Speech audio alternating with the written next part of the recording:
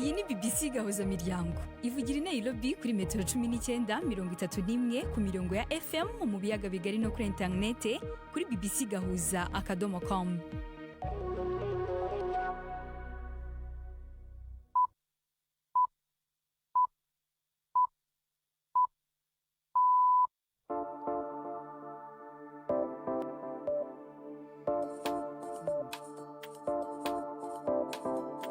Ubu ni saa moya n'igice z'ijoro i Nairobi, ni saa 12 n'igice z'umugoroba mu Burundi no mu Rwanda. Muri kumwe na Latifa Mutesi. Mwiriwe neza abakunzi ba BBC Gahuza Miryango, mbaye ikaze mu makuru yo kuri uyu wa mbere tariki ya 9 ukwezi kwa kabiri uyu mwaka wa 2026.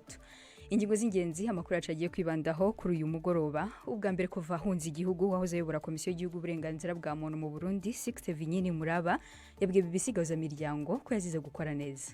Iyo umuntu ariko arakora yibaza ko ariko agerageza gukorera mu muco ukwiye kugira ngo komisiyo itere imbere, yarakwiye gushimirwa hako aca yirukwako. Naho muri RD Congo nyuma y'aho umutwe wa AFC 23 maze hafu kwezi mu mujyi wa Uvira, ubu imirimo imwe n'imwe harimo n'amashuri yongeye gufungurwa. Kuva ku munsi wa mbere amashuri atanguye haraboneka ko haza abanyeshuri bake kandi ko na bamwe mu barimu bataza, ariko muri indwi iheze niho twabonye ko ibikorwa by'amashuri byasubiye gutangura neza, abana barahari, abigisha barahari. Naho mu yandi makuru, mu makuru y'imikino, Manchester City yatsinze Liverpool iguma hafi y'igikombe mu gihe Barcelona nayo yivanye mu kiswe Super League. Ayo nandi menshi ntabacike, Gendi Yves Bucyana. Ayo makuru ahagarariwe na Gerdas Yuhundi Mondo. Chancellor, mbere yuko dutangira amakuru ku buryo burambuye nahe agezwe hirya no hino. Leta Zunze Ubumwe za Amerika n'u Burundi barasinya amasezerano y'imiliyoni 156 z'amadolari ku myaka 5 yo gushigikira igisata c'amagara y'abantu. Amerika izotanga miliyoni 129 z'amadolari yo kugwanya sida, malaria no gukomeza uburyo bwo gukurikirana indwara zibiza mu mugambi yise America First. Leta y'u Burundi nayo yiyemeje gushiramwe miliyoni 26 z'amadolari. Uwo mugambi uzofasha gushigikira abaganga kurondera ibikoresho vya laboratoire, gutunganya amakuru y'abagwayi hamwe no korohereza abanyagihugu kuronka uburyo bwo kwikingira, kwipimisha no kuvugwa. Amakuru ava muri Iran avuga ko muri iyi minsi hafashwe abanyepolitike bakomeye bo mu muhari w'abaharanira impinduka mu gihe ibikorwa byo kuburabuza batavuga rumwe n'ubutegetsi bigenda vyiyongera nk'inyishu ku myiyerekano ikomeye yo kwiyamiriza leta yabaye mu kwezi guheze. Ni inkuru y'umumenyesha makuru Sebastian Asha mwumva mu ijwi rya Gisele Begwa.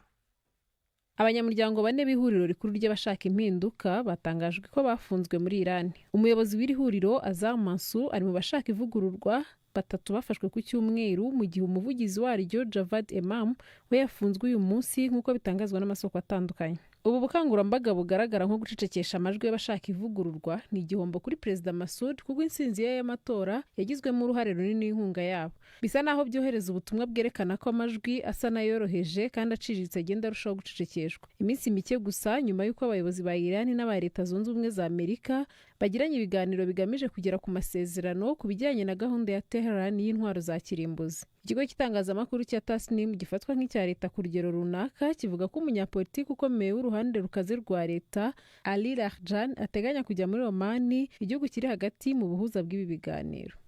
Ibiciro by'amasoko y'imitahe yo mu Buyapani vyaduze cyane, birenza amanota 57,000 ku nshuro ya mbere mu mateka nyuma y'uko umushikiranganje wa mbere atsindiye amatora ku majwi menshi cyane. Ifaranga ry'Ubuyapani yen naryo nyene ryaradugije agaciro ugereranije n'idolari rya Amerika, mu gihe abanyamitahe berekanye ko bavyishimiye. Umugambwe wa Liberal Democratic Party wa Sanae Takaichi waronse ibibanza birenga 2 kuri 3 mu nama nshingamateka, ivyo bikaba ari rya mbere uwo mugambwe bishitseko. Iyo ntsinzi ihatakayica ubushobozi bwo gushira mu ngiro imigambi yiwe, aho afise umugambi wo kongereza amafaranga leta ikoresha mu guteza imbere ubutunzi no kugabanya amatagisi ku banyagihugu. Takaichi uyu munsi yashikirije ijambo ryohewe cyane. Abayapani benshi ubu noneho barabona umuntu bashobora kwibonamo nk'umuyobozi ubagaragaza. umuntu ugaragaza indangagaciro z'abayapani zo gukora cyane no guhabwa agaciro hashingiwe ku bushobozi bw'imirimo wakoze. Mu by'ukuri ibi birimo guhindura cyane uko tubona demokarasi muri iki gihugu. We see democracy in this country. Ibiro vy'umushikiranganje wa mbere bivuga ko Keir Starmer atazotanga imihoho nk'umushikiranganje wa mbere w'Ubwongereza naho ingaruka z'amadosiye ya Epstein zikibandanya. Starmer ariko aravugwa cyane kubona yaragenye Peter Mandelson nk'userukira Ubwongereza muri Leta Zunze Ubumwe za Amerika, kandi uwo Peter avuga ko yari afise imigenderanire n'umunyavyaha w'ivyo gufata ku nguvu Jeffrey Epstein. Umukuru w'umugambwe wa Labour muri Ecosse Anas Sarwar yasavye ko Starmer yotanga imihoho, avuga ko izo mvururu zikwiye guhagarara. Abashinga amateka b'umugambwe wa Labour uri ku butegetsi baraza kumviriza umushikiranganje wa mbere uyu munsi, mu gihe ariko aragerageza kurondera abamushigikira. Uyu munsi utwara ibiro vyo kumenyesha amakuru wiwe yatanze imihoho umunsi umwe gusa inyuma y'uko utwara abakozi biwe nawe yari yatanze imihoho. Latifa, urakoze cyane. Dutangiye amakuru twabateguriye ku buryo burambuye ku nshuro ya mbere kuva hunze Uburundi mu kwezi kwa kane k'umwaka ushize, wahoze ayobora komisiyo y'igihugu uburenganzira bwa muntu mu Burundi CNIDH Sixte Vinyini Muraba yongeye kuvuga hagaragazwa ko igihugu cy'u Burundi kitarangwa n'ubutabera ndetse no kubahiriza uburenganzira bwa muntu.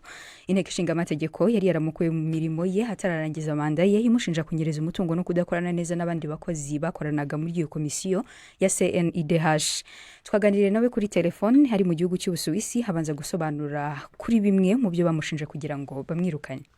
Nagira ndakubwire yuko kuva mu 2021 harungitswe amakomisiyo 5 y'inama nshingamateka aza kwiga ivyo baguma banyagiriza.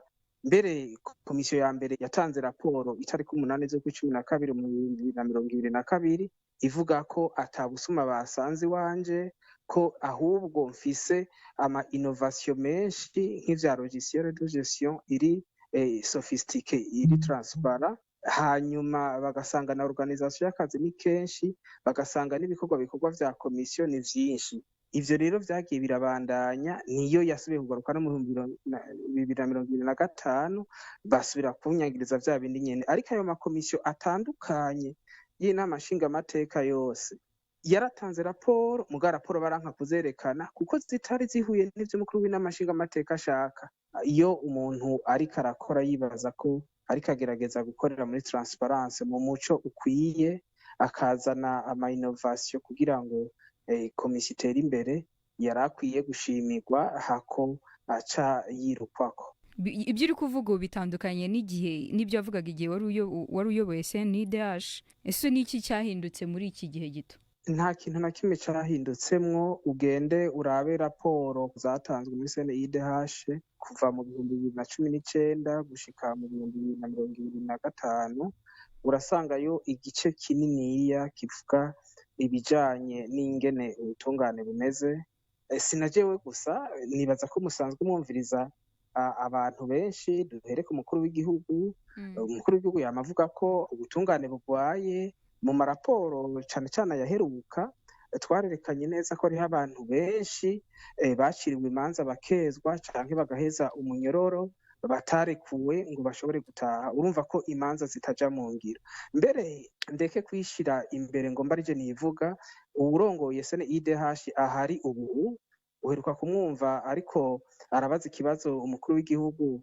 Warumvise wenyene ko yabajije ati nyakubahwa umukuru w'igihugu, turabona abantu benshi bejejwe bafunzwe, turabona abantu bahejeje umunyoro wabo bafunze, ati rivumere kugira abo bantu barekuwe. Ako na kamwe mu burorero bwinshi, kandi ivyo bintu twamye tubivuga imyaka yose, kandi biraboneka no mu maraporo yose twagiye turatanga ko ari ikibazo kinini cy'ubutungane. Ariko ukirongoye CNIDH barakwidogera ko unyegeza amabakorwa n'ubutegetsi bwa CNDD-FDD. Ibintu vy'agateka kazina muntu n'ibintu bigoye cyane. Bamwe barakwidogera ko utariko urabafasha bikwiye, abandi nabo bakakwidogera yuko warenza akarimbi uri kutanga ibintu birengeje. Ivyo rero utabibayemwo ntushobora kuba uriko urakora ibijanye n'agateka kazina muntu. Uwo yari Sixte Vinyini Muraba wahoze ayobora komisiyo y'igihugu uburenganzira bwa muntu mu Burundi CNIDH. dukomeje n'aya makuru nyuma y'aho umutwe wa FC23 maze hafi ukwezi uvuye mu mujyi wa Uvira mu majyepfo y'iki gihugu mu burasirazuba bwa Repubulika ya Demokarasi ya Kongo, imirimo imwe n'imwe harimo n'amashuri yongeye gufungurwa. Uvira ni kimwe mu bice aho uburezi bwugarijwe cyane n'ingaruka z'umutekano muke, harimo amashuri yasawe hamwe n'ababyeyi kugeza ubu bakiri mu buhungiro. Mugenzi wacu Gildas Yuhundimundi yavuganye na Mulaluwe Kasenene Frédéric, umuyobozi w'urwunge rw'amashuri rwa Uvira la Perfection. Depuis le premier jour de la reprise des activités,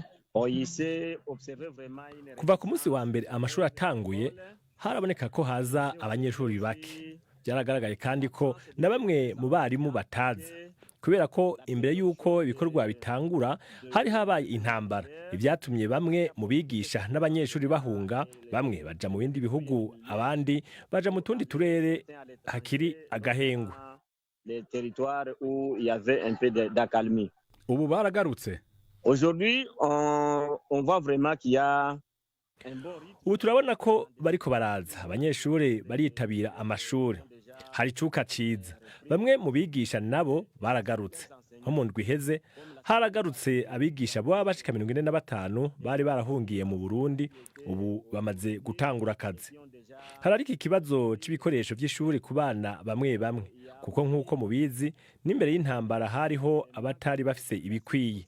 Hari imiryango imwe imwe yasahuwe hagiramwo n'ibikoresho by'abana, ariko muri indwi iheze niho twabonye ko ibikorwa by'amashuri byasubiye gutangura neza mu gisagara ca Uvira. Abana barahari, abigisha barahari, ariko hariho abanyeshuri bamwe bamwe bataragaruka, nk'abahungiye kure nk'ikaremi mu gihugu c'u Burundi no mu tundi turere turi kure ya Uvira.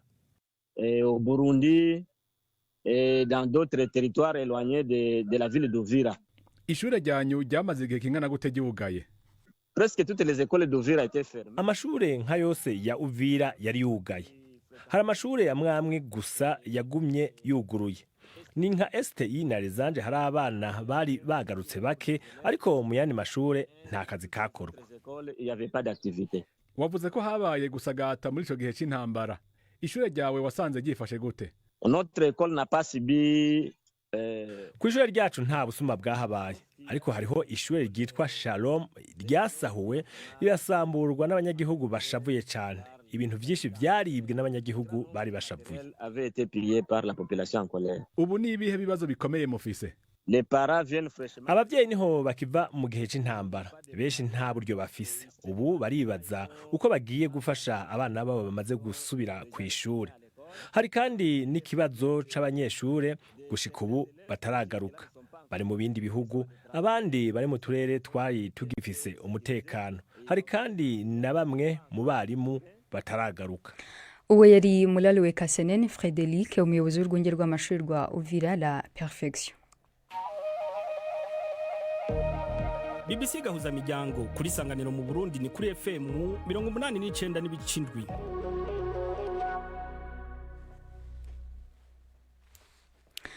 Dukomeje n'aya makuru reka tuyakomereze muri Nigeria mu Burundi, aho umuherwe ukomoka muri Nigeria ariko Dangote yatangaje ko ateganya gushora imari mu rwego rw'ubwubatsi n'ubucuruzi bw'ibiribwa by'ibanze mu Burundi. Ibi yabivuze nyuma y'urugendo rwe rwa mbere yagiriye muri iki gihugu mu mpera z'icyumweru gishize ari kumwe n'uwahoze ari umukuru w'igihugu cya Nigeria Olusegun Obasanjo. Uyu mushoramari kandi afite uruganda rukora sima ruzwi ku izina rya Dangote, sima isanzwe ikoreshwa cyane mu bihugu byo mu karere harimo n'u Burundi. Ni nkuru ya Patrick Waso.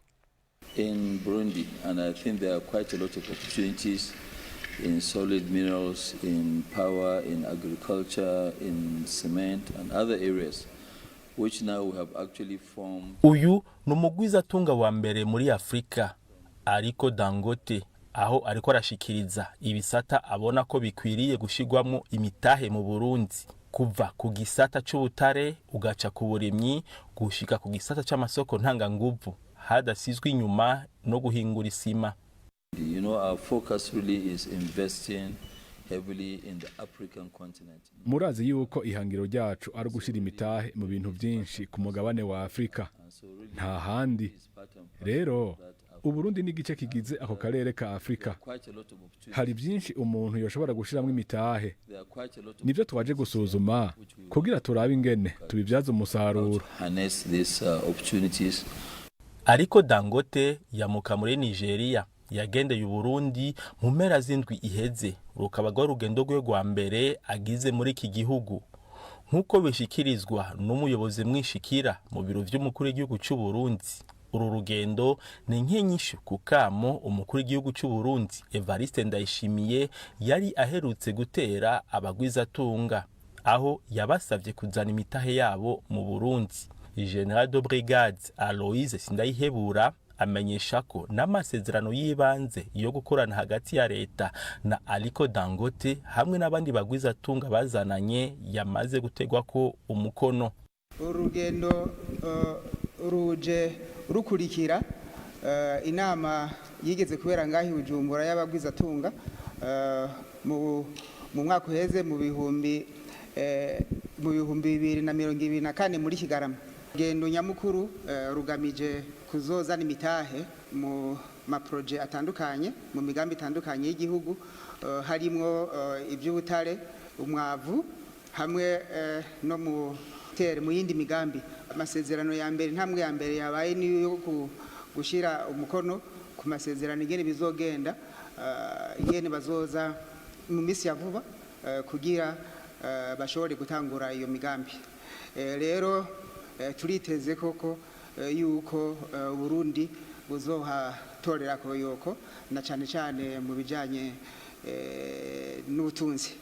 Mu bagwizatunga bazananye mu Burundi na Aliko Dangote harimo uwahoze arongoye Nigeria ariwe Olusegun Obasanjo n'abandi. Ibujumbura, Patrick Waso. Mugenzi wacu Patrick Waso arakoze cyane. Muri studio za BBC Gahuza Miryango turi kumwe na Gisele Berwa abadukurikiye bari kuvuga iki ku mbuga nkoranyambaga. Duhereye ku nkuru y'ibura ry'amashanyarazi mu Rwanda, uwitwa Jean Claude Ingabire mu butumwa burebure yagize ati ntaho umuriro utabura. Noneho mu bihugu nk'u Rwanda biba bikigerageza no kubaka ibikorwa remezo birambye bifasha abaturage ntibitangaje. None si yo za Japan ku munsi wa mbere wa Winter Olympic 2026 umuriro ntiwabuze nyuma y'iminota 5 kandi bisubwa mbere baye muri Olympic Games nta gikuba cyacitse, igisubizo kirambye kiri mu nzira. Uwitwa Richard Manirankunda nawe ati turabihanganishije.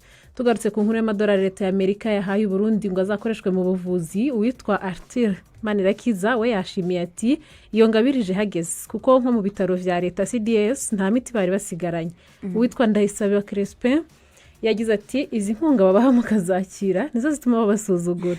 Naho Alessia Trick Bigirimana waribaza ati mbe ko Amerika yashize Burundi kuri carte rouge, iyo mfashanyo yatanzwe kubera urukundo babukunda cyangwa bashyigikira ubutari gusa.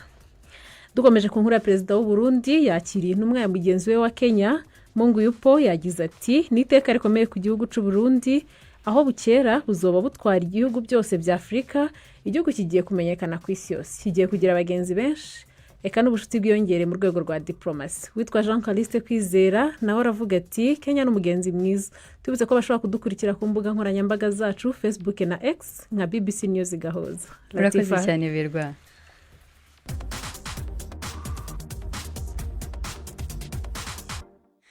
Dukomeje n'aya makuru reka tuyakomereze mu Rwanda aho ubuke ndetse n'ibiciro bihambaye by'ibiribwa by'amatungo byabaye ikibazo gikomeye ku borozi, ariko binahinduka inzira yo gushakisha ubundi buryo bwo kuyagaburira butandukanye n'ubusanzwe. Ubworozi bw'isazi z'umukara abandi bazwi nka Black Soldiers ni mu ndimi z'amahanga buracyari bushya, ariko ngo butuma aborozi bashobora kongera intungamubiri mu biribwa bihabwa amatungo cyane cyane aborora inkoko ndetse n'ingurube. Joseph Nshimiyimana mu karere ka Huye numwe mu batangiye ubu bworozi budasanzwe nyuma yo kubona ko byamubera inzira yo kwibeshaho. Umugenzi wacu Jean Claude Mwambutse yaramusuye amusobanurira byinshi byimbitse kuri ubu bworozi bwe butamenyerewe.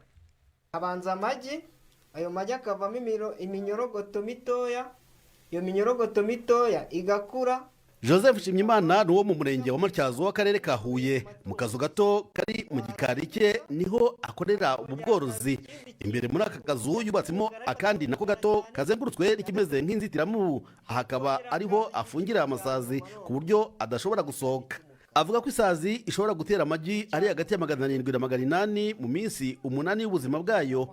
Aya magi ahindukamo iminyorogoto, iyi ikaba ariyo ikungahaye ku ntungamubiri zongerwa mu biribwa by'amatungo nk'inkoko n'ingurube. Ariko se ni gute yatekereje uyu mushinga? Ubundi twe ntabwo twari tubizi, ni leta yadufashije ifata abantu irabahugura, irababwira ati ibiryo by'amatungo biri guhenda, akajya ku isoko ugasanga ibiryo kubigura watekereza inyungu iri buve mu mu byo uri gukora, niba ari ingurube mu nkoko ugasanga ntibiri bukunde, baraduhugura turiga turakora tubona icyo batubwiye ni ukuri pe.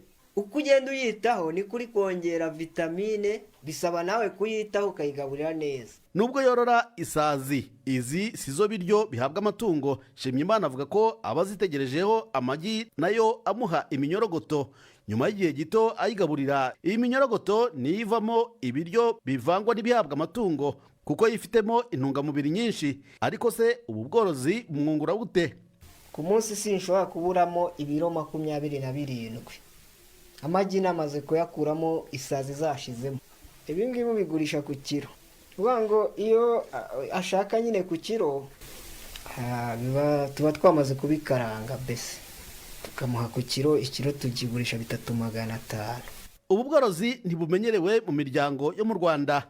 Nabajije Nshimyimana uko yakirwa n'abaturanyi be kubera ubu bworozi bw'isazi benshi bafata nk'udukoko tw'utunyamwanda. Isazi zo ntizirya, ikirya nicyo bita magoti, iminyorogoto ivuyemo muri ziriya sazi. Zirya ibiryo twakabaye twe twita ko ari ibishishwa by'ibitoki, ibishishwa by'ibirayi. Ntaho bihura rero n'umwanda, kuko bihura n'umwanda nanjye sinakwemera gukora mu mwanda. Ntago ari isazi z'umwanda, ntiryo umwanda.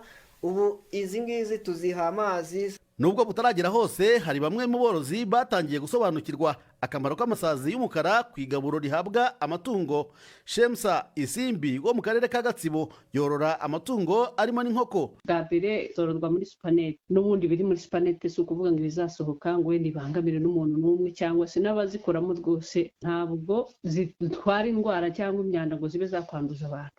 Ni isazi ziberaho nini kurusha zino zisanzwe tuzi kandi z'ibinebwe zitagigurukira. Izi nkoko zose abantu bavuga ngo bakunda inkoko ngo zitoreye ngo ziri organique, nta kindi bazikundamo. Turiya tuntu zitora mu rutoki ni iminyorogoto, n'ubundi niyo tuba turira. Turiya minyorogoto n'ibindi byo mu masesi by'inkoko ziba ziri gushakamo.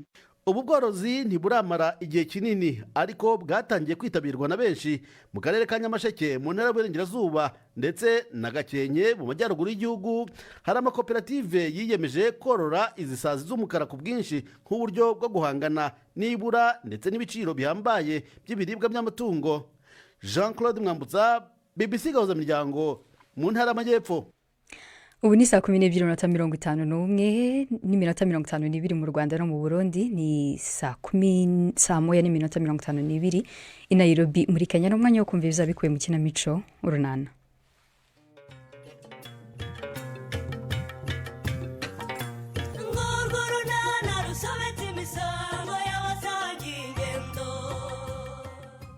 Mu kiganiro Urunana cyo kuri wa kabiri twabateguriye ngo reka ngabanye intambwe nkugendere buhoro. Yego sheri, ariko ubwo nyine ubuzi ko bimbangamiye rwose. Si uko siporo yo kugenda n'amaguru ikorwa rwose. Mbabarira basi, ahubwo se shu. Ndakumva. Ubwo ngize amahirwe nkaba ndi kumwe nawe, reka nkwibarize. Mbaza. Gahunda imeze ite se? Iyihe gahunda? Ni 12:45 kuri BBC. Dukomereje mu makuru y'imikino, mugenzi wacu Yves Bucyana yaduteguriye avugwa muri Afrika ndetse no ku mugabane w'Uburayi. Imikino kuri BBC Gahuzamiryango. Mwiriho neza mwese bakunzi y'imikino kuri BBC. Mere mu Rwanda, APR FC kuwa gatandatu yanizwe na Bugesera amanota 3 barayagabana ubwo banganyaga ibitego 2-2. Kiyovu Sport yanyagiye Mukura Victory Sport 3-1, naho ku munsi w'ejo AS Kigali itsinda Police 1-0. APR iri ku mwanya wa mbere n'amanota 37 ikurikiwe na Al Hilal ifite amanota 35, ariko ikaba ifite ibirarane by'imikino 3 yose. Tujye mu Burundi, shampiyona yaho yarakomeje. Interstar yatsinze Bumamuru 2-1, Vitalo itsinda Flambeau 1-0, mu gihe ikipe ya Aigle Noir yo yatsinze Ngozi City 2-1, ikomeza kuyobora shampiyona ku mwanya wa mbere n'amanota 58. Yashyizemo ikinyuranyo cy'amanota 10 hagati yayo na Flambeau yayotsaga igitutu. ku mugabane wa Afurika imikino ya Champions League yarakomeje mu mpera z'icyumweru mu itsinda rya mbere ikipe ya Pyramide yo mu Misiri ari nayo ifite iki gikombe yanyagiye Rivers yo muri Nigeria ibitego 4-1 ihita igira amanota 18 mu itsinda rya kabiri ikipe ya GS Kabylie yanganyije na Al Ahly yo mu Misiri ubusa ku busa naho Faraba yo muri Maroc itsinda Yanga yo muri Tanzania 1-0 Al Ahly iyoboye iryo tsinda n'amanota 9 mu gihe Faraba yafashe umwanya wa kabiri n'amanota 8 mu itsinda rya gatatu ikipe ya MC Alger yatsinze Al Hilal ibitego 2-0 umukino wabereye muri Algeria naho Lupopo yo muri Repubulika ya Demokarasi ya Kongo inganya na Mamelodi yo muri Afurika y'Epfo 1-1 iryo tsinda riyobowe na Al Hilal ifite amanota 8 ikurikiwe na MC Alger ifite amanota 7 mu itsinda rya kane Stade Malien yo muri Mali yatsinze Esperance yo muri Tunisia 1-0 nayo iyobora iryo tsinda n'amanota 11 mu gihe Esperance iyikurikiye ifite amanota 6.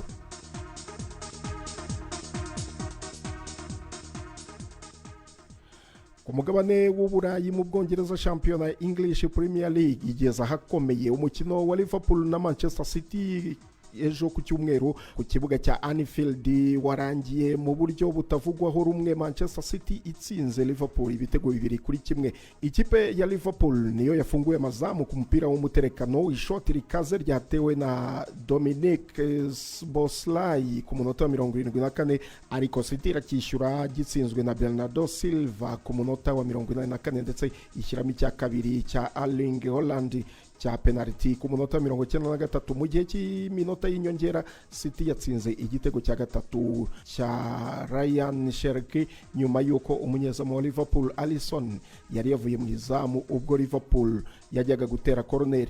Igitego nticyemewe nyuma yuko VAR yerekanaga ko hari umukinnyi wa Manchester City wakuruye wa Liverpool akamubuza gukiza umupira waganaga mu izamu. VAR yasuzumye uko byagenze maze ifata icyemezo cyo guha umukinnyi wa Liverpool Szoboszlai ikarita itukura kubera ko yabujije amahirwe yo gutsinda igitego nyuma yo gukurura Erling Haaland ubwo yirukanaga umupira imbere y'izamu. Umutoza wa Liverpool Arne Slot bigaragara ko atanyuzwe n'iki cyemezo avuga ko ikosa ryakorewe Mo Salah mbere yaho gato naryo ryagombaga gusuzumwa na VAR. Agira ati nanone umusifuzi afashe icyemezo kitadushyigikiye. Iyo nsinzi ya City yatumye ikinyuranyo cy'amanota hagati yayo na Arsenal gisubira ku manota 6. Arsenal kwa gatandatu yari yihanije Sunderland itsinze ibitego 3-0. Hagati aho kandi ikipe ya Barcelona nayo yatangaje kuva mu mushinga uzwi nka Super League yo ku mugabane w'uburayi. Umushinga wari wazanywe n'ikipe ya Real Madrid wo kurema itsinda ry'amakipe akomeye akajya akina irushanwa ryayo ritandukanye n'amarushanwa ategurwa n'impuzamashyirahamwe y'umupira w'amaguru i Burayi UEFA.